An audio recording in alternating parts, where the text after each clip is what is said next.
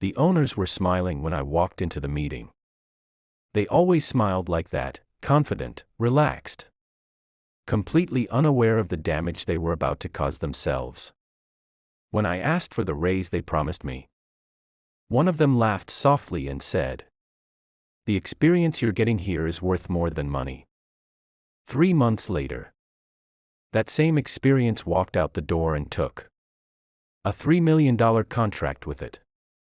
If you've ever been underpaid, overworked, and told to be grateful for it, this story is for you. Like the video, subscribe to the channel, and listen carefully, because this is what happens when loyalty finally runs out. I picked up a hammer for the first time 6 years ago, with absolutely no construction experience and no safety net. I wasn't someone's nephew. I didn't have friends in high places. I was just a kid who believed what his parents taught him growing up. That if you showed up early, worked harder than everyone else, and took responsibility seriously, success would eventually follow. That belief became the backbone of everything I did, even when it hurt. The first 2 years were brutal. I was the guy hauling material, cleaning up messes other people didn't want to deal with, and asking questions that made me look stupid. My hands were constantly cracked and bleeding. My clothes smelled like dust and sweat even after washing them twice. But every night, instead of shutting my brain off, I studied. I watched videos. I read manuals. I tried to understand not just how things were done, but why. I wanted to be useful. I wanted to matter. Eventually, my effort paid off. I was promoted to foreman. That promotion didn't just come with more responsibility, it came with pressure. Suddenly mistakes weren't just mistakes. They were my fault. I took that personally. If something went wrong, I felt it in my chest. If someone under me messed up, I stayed late to fix it with them. I wasn't managing from a distance. I was in it with them. A few months later, the owners pulled me aside and told me they needed me to take over a small project at a condo complex. 12 buildings, 120 units. Nothing flashy. Something that had already burned through several contractors. They didn't say it directly, but I could tell this was a test. If I failed, nobody would be surprised. If I succeeded, maybe I'd finally be taken seriously. From the first day on that project, I treated it like my reputation depended on it, because it did. I showed up before everyone else and walked the property alone, making mental notes. I learned the board members' names. I answered emails at night. I explained timelines in detail instead of brushing people off. When issues came up, I didn't make excuses. I fixed them. Slowly, the HOA board started trusting me. They told me outright that they'd gone through 5 contractors before my company, and that I was the first person who made them feel like their money wasn't being wasted. Hearing that did something to me. It made me proud. It made the long hours feel worth it. That small project turned into something much bigger. Because of my performance, my company landed a major contract in the same complex. Millions of dollars.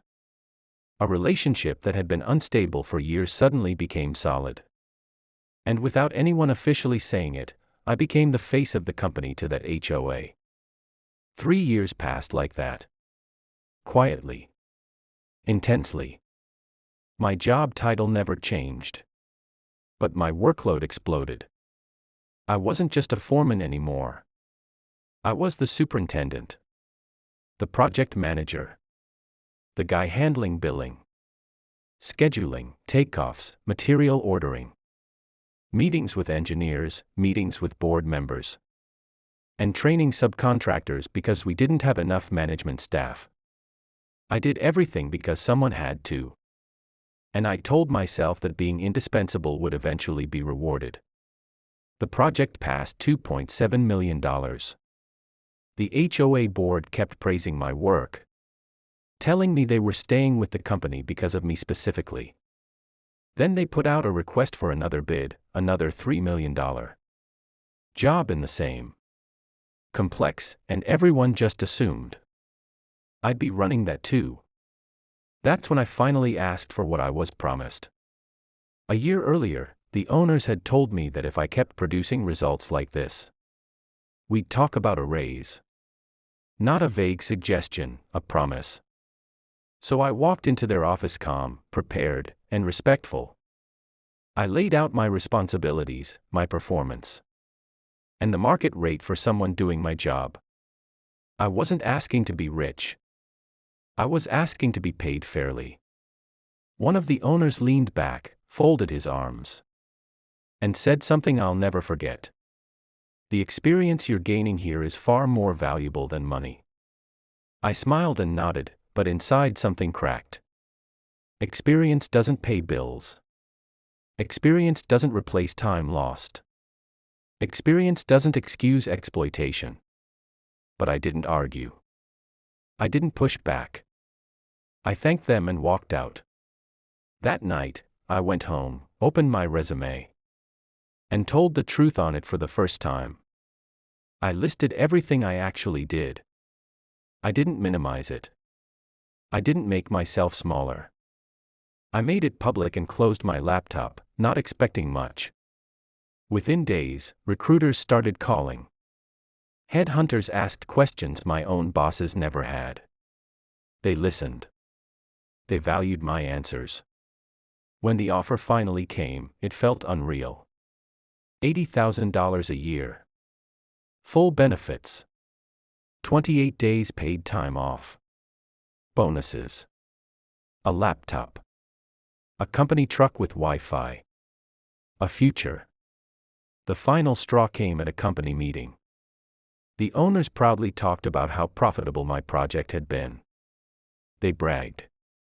They smiled. Then Christmas came, and I didn't get a bonus. Not even a small one. That was the moment I stopped feeling loyal. I accepted the offer that same week. And I hadn't even told them yet. The offer letter sat on my kitchen table for 2 days before I touched it again. I'd already accepted verbally. But something about signing my name felt final. Like crossing a line you can't uncross. I kept thinking about the last 6 years. The early mornings. The late nights. The stress headaches. The weekends ruined by phone calls. About materials arriving late or subs not showing up. I thought about how many times I'd chosen work over friends. Over rest, over myself, because I believed loyalty would eventually be returned. That belief felt childish now. On Monday morning, I drove to the site like I always did. Same route. Same traffic. Same coffee gone cold in the cup holder. But something was different. I wasn't tense. I wasn't rushing. For the first time in years, I didn't feel like the weight of the entire project was pressing down on my chest. I walked the property slowly, noticing things I usually ignored. The way the sun hit the buildings. The quiet before crews arrived. I realized how much of myself I'd poured into this place. And how invisible that effort had been to the people who benefited the most. Throughout the day, people kept coming to me with questions. Subcontractors. Inspectors. Even the HOAs. Maintenance guy. As usual, I had answers for everyone. I fixed problems before they escalated. I smoothed things over. I kept everything moving. Watching myself do it, knowing I was about to leave, felt surreal. Like watching someone else perform a role I'd already outgrown. Around noon, the HOA board president stopped by unexpectedly. He was an older guy, sharp, observant.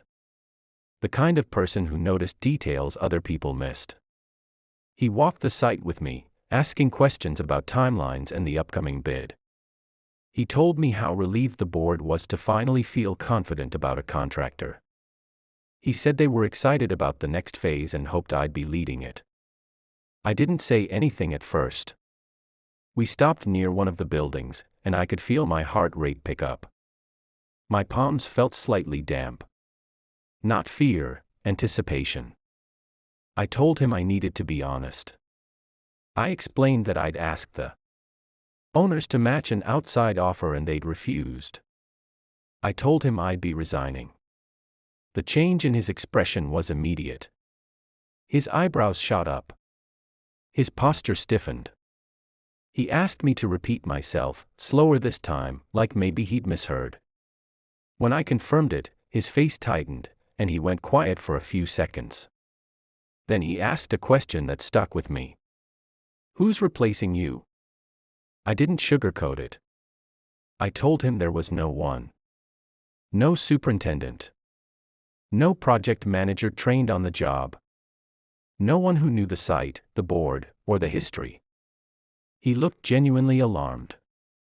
He told me flat out that the board had stayed with my company because of my management and that moving forward without me would be a serious concern. He said he wanted a meeting with the owners immediately. That's when it hit me. This wasn't just about me leaving a job. This was about leverage I never knew I had. Later that afternoon, I went to the office. I'd rehearsed what I was going to say. But when I walked in, the owners were relaxed. Joking with each other, completely unaware. That confidence irritated me more than anger ever could. I asked if we could talk. They nodded casually, like this was just another minor conversation. I placed the offer letter on the desk. The room went silent. One of them picked it up and scanned it quickly. The other leaned forward, squinting. I watched their faces shift from curiosity to disbelief. When they looked up at me, their jaws were tight. They asked where the offer came from. They asked if I was serious. I told them calmly that I was giving my notice and that I'd hoped they'd match it. They didn't argue. They didn't counter. They couldn't. For the first time since I'd known them, they looked scared. Not angry. Not dismissive. Scared. One of them tried to laugh it off, saying things like, "We'll figure something out," and "Let's not rush into anything." The other asked if I'd reconsider. Mentioned how valuable I was. How hard it would be to replace me. I listened quietly. Then I reminded them of the raise they promised me a year ago. I reminded them of the workload.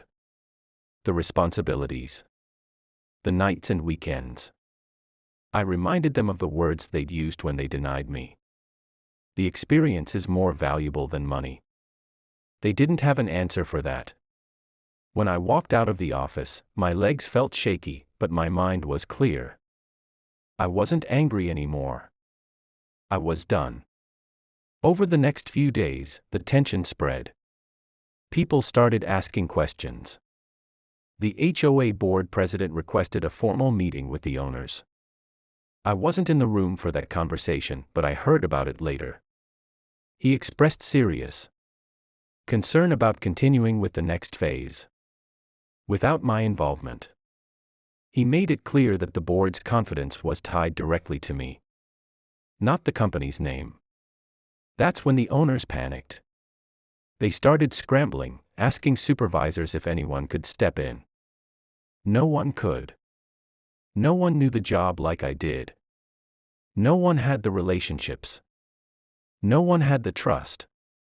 Suddenly, all the responsibility they'd been comfortable piling onto me became a problem they couldn't solve. And watching that unfold felt strange. I didn't feel guilty. I felt justified. The day after I gave notice, everything changed, even though no one said it out loud. The office felt different when I walked in, like the air itself had thickened. Conversations stopped when I passed. Phones rang a little longer before being answered. The owners weren't joking anymore. They avoided eye contact at first, then suddenly became overly friendly, like flipping a switch. I recognized the behavior immediately. It wasn't respect. It was fear dressed up as politeness. They started calling me into meetings I'd never been invited to before. Meetings about future growth, about long-term vision, about how much the company valued loyalty. Every conversation felt rehearsed, like they were reading from a script designed to make me doubt myself. One owner told me I was being emotional. Another suggested I was burning bridges too early in my career. They weren't trying to understand me anymore. They were trying to control the situation. I listened. I nodded. I didn't argue. That silence seemed to unnerve them more than anger ever could. At the same time, the phone wouldn't stop ringing. Subcontractors wanted clarity. Engineers needed approvals. The HOA board wanted updates. Everyone still came to me, because I was still the only person who actually knew what was going on. I handled each call professionally, but I didn't take on anything new. I wasn't going to fix problems that would follow me out the door. Midweek, one of the owners pulled me aside privately. His tone was different this time, softer, almost apologetic. He said he didn't realize how much I was handling. He said the company was under financial pressure. He said raises were complicated. Then he offered something vague, noncommittal, and insulting. A small bump in pay. No benefits. No formal title change. No written agreement. Just enough to test whether I was desperate. I declined. That's when his expression hardened. The mask slipped. He warned me that leaving now would damage relationships, and that people in the industry talked. He implied that future employers might not like hearing that. I walked away mid-project. It was subtle, but it was a threat. And for the first time, I felt something close to anger rise in my chest, not hot and explosive, but cold and steady. I reminded him calmly that I'd given notice, that I was acting professionally, and that I wasn't abandoning the project. I also reminded him that loyalty went both ways. He didn't respond. He just nodded and walked away. Meanwhile, the HOA board meeting happened. I wasn't there, but the fallout was immediate. The board president called me afterward and thanked me for being honest. He told me the owners couldn't give him a clear plan for replacing me. No timeline. No name. No reassurance. He told them plainly that moving forward with the next phase without me would put the entire project at risk. That their past experience with other contractors had been a disaster, and they weren't willing to repeat it. That conversation shook the owners more than anything I said ever could. Suddenly, I mattered. They started asking me to document processes, to train people, to help with the transition. I agreed to nothing beyond what my role required. I wasn't sabotaging them. I was just no longer saving them. There's a difference. For years, I'd filled every gap without complaint. Now those gaps were visible, and they were panicking. The stress started showing on them. Emails became frantic. Meetings became disorganized. Deadlines slipped. Mistakes that I used to catch quietly now reached the HOA board directly. Each one chipped away at the confidence I'd spent years building for the company. One afternoon, I overheard the owners arguing behind closed doors. Raised voices. Blame being passed back and forth. They were trying to figure out how they'd let this happen. How they'd let one person become this critical. I felt no satisfaction listening to it. Just confirmation. I realized then that they never valued me as a professional. They valued me as a solution. And solutions aren't thanked, they're used. As my final days approached, recruiters from my new company started onboarding me. They asked thoughtful questions. They sent schedules in advance. They treated my time like it mattered. Every email from them made the contrast sharper. I wasn't crazy. I wasn't entitled. I'd just been undervalued. On my last week, one of the owners tried one final time. He called me into his office and asked what it would take for me to stay. For the first time, the question felt genuine. I told him the truth. Fair pay. Written terms. Respect. He sighed and said he couldn't make promises he couldn't keep. That was the answer. When I left his office, I felt lighter than I had in years. I wasn't winning. I wasn't losing. I was walking away from a system that only worked when I sacrificed myself to keep it running. And the real cost of that decision was about to hit them. By the time my last week officially started, the company was already unraveling in ways they couldn't hide anymore. What used to be controlled chaos had turned into visible disorder. Meetings ran long and ended with no decisions. Emails contradicted each other. Supervisors were being pulled in directions they didn't understand. Every small issue suddenly felt massive. Because the one person who used to quietly connect all the pieces was no longer doing that job for free. I noticed it on the job site first. Subcontractors started showing up without clear instructions. Materials arrived late or not at all. Inspections that used to pass smoothly now came back with notes and delays. These weren't new problems. They were problems I'd always handled before they became visible. Now they were stacking up, and no one knew which one to address first. The HOA board noticed too. The president started calling more often, his tone shifting from friendly to concerned. He asked direct questions about scheduling, oversight, and who would be responsible once I was gone. I gave him honest, careful answers without undermining the company. But honesty has weight. And the weight of uncertainty started sinking in. The owners tried to regain control by asserting authority. They sent out long emails about restructuring and leadership alignment, full of corporate language that meant nothing on the ground. They announced that responsibilities would be distributed. But distribution only works when people are prepared. They weren't. Years of leaning on me had left them hollow in the middle. Then came the bid meeting for the new $3 million phase. I wasn't invited. That alone told me everything. The HOA board wanted reassurance. They wanted to know who would be managing the project, how communication would be handled, and what safeguards were in place to prevent the chaos they'd experienced with previous contractors. The owners talked. They promised. They smiled. But they couldn't give specifics. No names. No systems. No continuity. And the board felt it. After the meeting, the president called me privately. He didn't sound angry. He sounded disappointed. He told me the board was deeply uncomfortable moving forward without my involvement. He said they trusted me, not the logo on the contract. He asked if there was any chance I'd be staying on independently or consulting. I told him no. That was the moment the contract stopped being likely and started being in danger.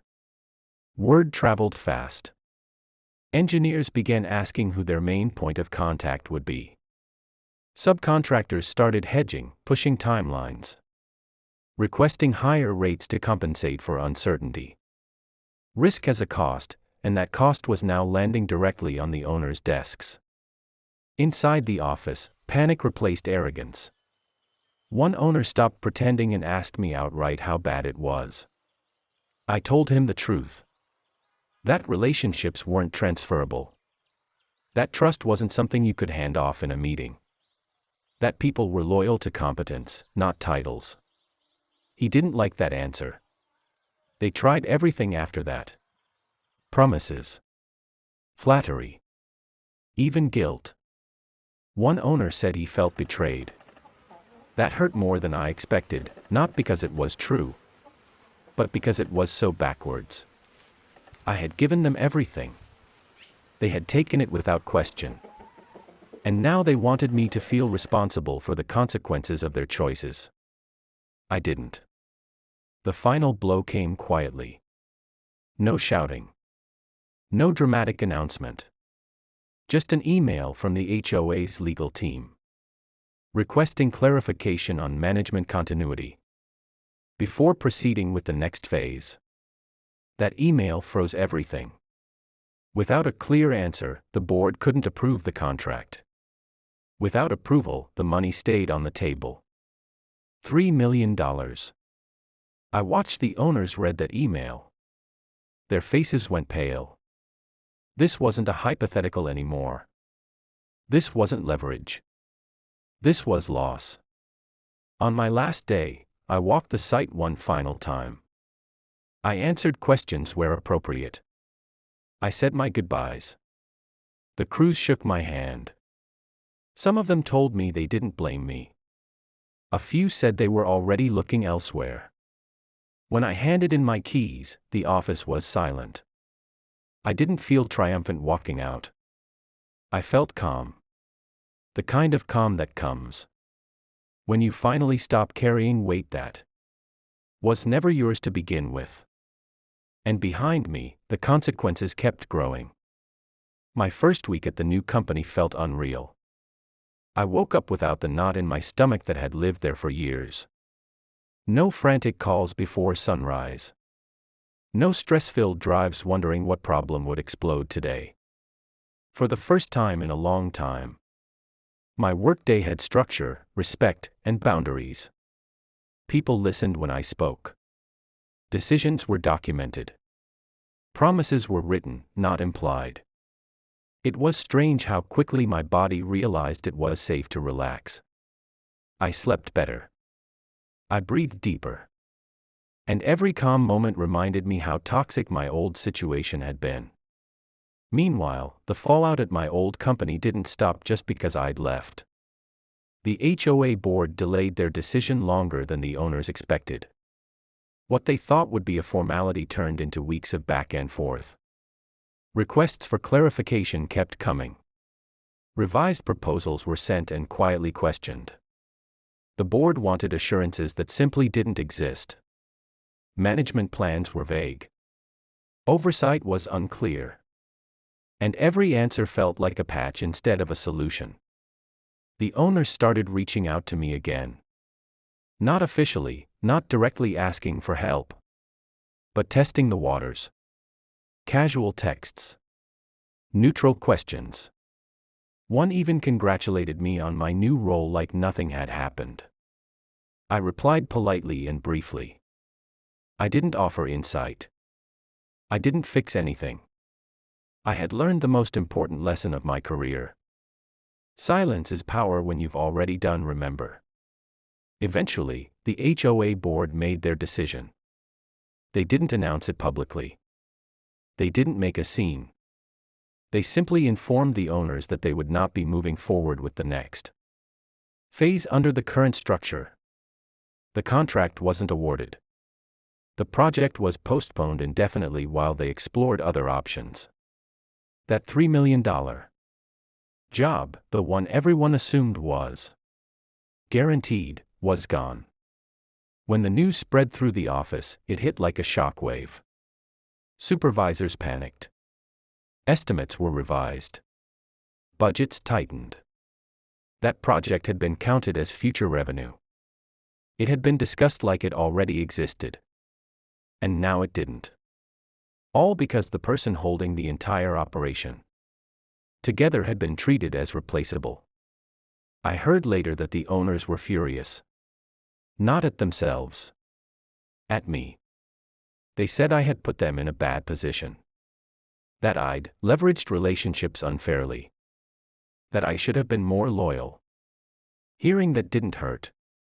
It confirmed everything I already knew. They still didn't understand.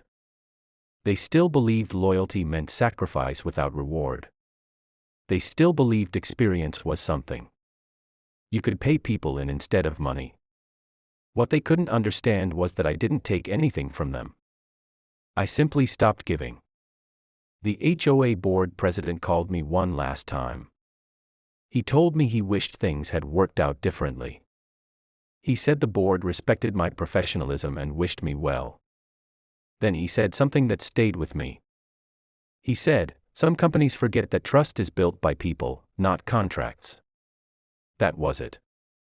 That was the entire story summed up in one sentence. Months passed. My new job flourished.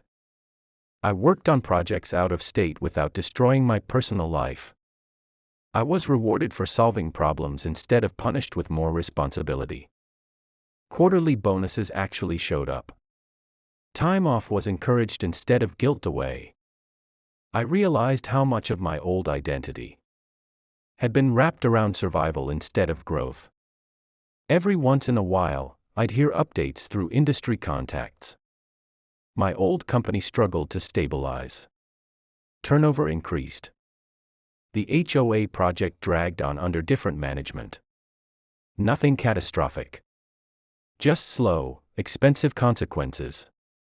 The kind that don't make headlines but drain companies quietly. And that felt right. Not because I wanted them to fail, but because actions have weight. Looking back now, I understand something I couldn't see then. Hard work alone isn't enough. Loyalty without boundaries is just exploitation waiting to happen. And respect isn't something you ask for. It's something people reveal by how they respond. When you finally stand up for yourself. I didn't scream. I didn't sabotage. I didn't burn bridges. I simply walked away. And in doing so, I taught them a lesson they'll never forget. That the cheapest employee can become the most expensive mistake. That experience isn't a currency you can use to pay people forever. And that when you take someone for granted long enough, eventually they stop being yours.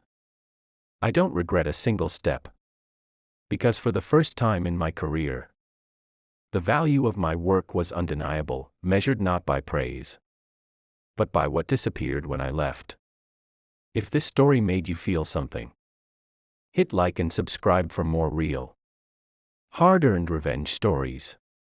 And tell me in the comments, have you ever walked away from a job that underestimated you? And what happened after?